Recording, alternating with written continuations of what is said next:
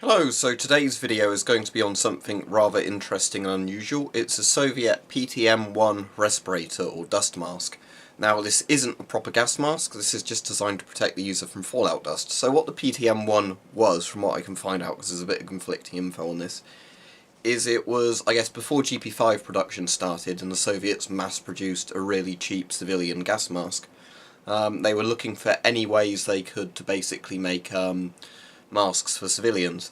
And one of the ideas they came up with was basically just a cotton mask that would protect the wearer from inhaling fallout dust. Now, obviously bear in mind, if you've got gas weapons, that's mostly vapour. So a mask like this would not do anything to protect you, because you need, like, a carbon filter and everything.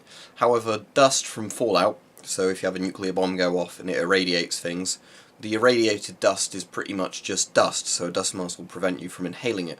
So against stuff like that, you only really need a basic particle filter. You may have seen some countries have done like things they call facelets, which was the idea that they just had these very quick to put on, kind of similar to dust masks, sometimes with charcoal in, to protect the wearer from inhaling fallout dust. And this is kind of like that. So apparently these were sort of not sewn in factories as such, they were sort of outsourced to almost like civilian workshops. So apparently the quality can really vary on PTMs and they can look very different. Although they've all got the same kind of design, the colours can vary, how it's stitched together can vary.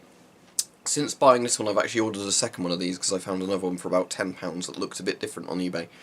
So when you get this, it doesn't actually have to fill my pieces in. You have to cut the celluloid from GP5 lens sort of inserts and put them in. And then it basically just does up with this kind of stuff like that, like a surgeon's mask at the back, and protects the wearer from dust. So I'm going to test it in a minute using incense, which Hype suggested, so we'll see if that works. But this actually seems very good for what it is. I know that might sound silly. I mean, it's not a gas mask, obviously, it's just designed to protect you from dust, but as somebody who has like dust allergies, asthma, hay fever, that kind of thing, something like this is actually very useful, especially because lots of the lightweight dust masks are a bit crap in all honesty. So, let's put this on. So basically what you do is you put your chin into it first, pull this over your ears, adjust it so your eyes are sort of looking out the eyepieces, and then, obviously at the back, you just get this, you do that, you don't really need to tie it properly, just do that so it pulls tight. And there you go. So as you can see, it seems to be completely covering my face. Now as I said, it can be a bit difficult to cut the celluloid into exactly the right shape. So whether or not there's a little gap there, that could be entirely possible on the celluloid, but as you can see, it looks kind of a bit like a plague doctor's mask, because you've got almost like that beak to it. I mean, in theory, I guess if you wanted to, you could chuck some activated charcoal in the bottom of the beak, because there is a gap there. But that wouldn't do much to protect you, because obviously the air would be coming through the entire mask. So the idea is that the entire mask's made from breathable cotton. And as you can see when I inhale, that's the bit the air mostly goes through. And obviously that's a thick piece of cotton, so it acts as a particulate filter. Right, so now let's test it using some incense, because this will be interesting. Right, so as you can see, I've got 2 sticks of incense loaded up into here. If you're wondering what kind it is Super Hit. There you go. If I remember right, this makes a fair bit of smoke. So, I can't actually smell it at the moment, so that seems to be initially working. So let's get a jet lighter and just light these.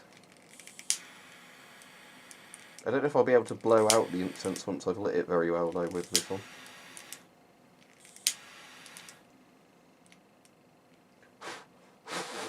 The answer is no.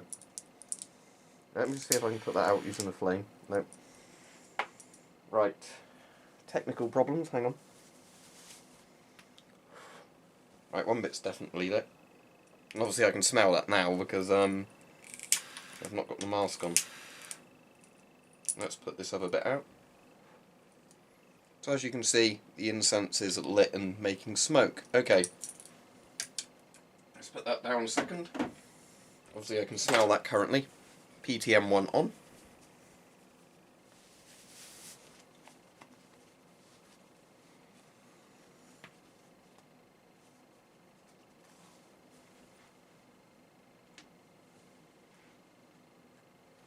Right.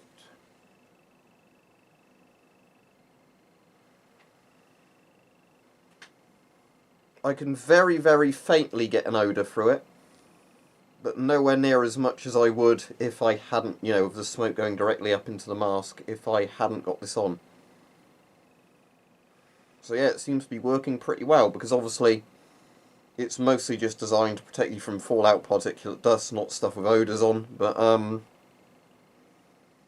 yeah, it seems like this would actually do a very good job, the PTM-1. I'll give this some further testing, because what I might do is when I'm volunteering with the animals and working in a dusty environment that always sets my hay fever off, what I'll probably do then is actually take this to test there. It does seem against this kind of stuff, it's working very well. So, yeah. A bit of an odour coming through, but nowhere near as strong as if I hadn't got this on. So yeah, Soviet PTM-1 fallout hoods. Probably an even cheaper Soviet mask than the GP5, but as I said, this isn't really a gas mask, it's just for protection from fallout dust. But yeah, it's a cool looking thing. You can get them for about £10 on eBay from either sellers in Russia or Lithuania or Estonia sort of places. And yeah, it's a cool thing. It's a bit unusual, but it does its job. It's very simple and it works, so well done, you know, for the Soviets for coming up with another piece of sort of cheap, innovative technology.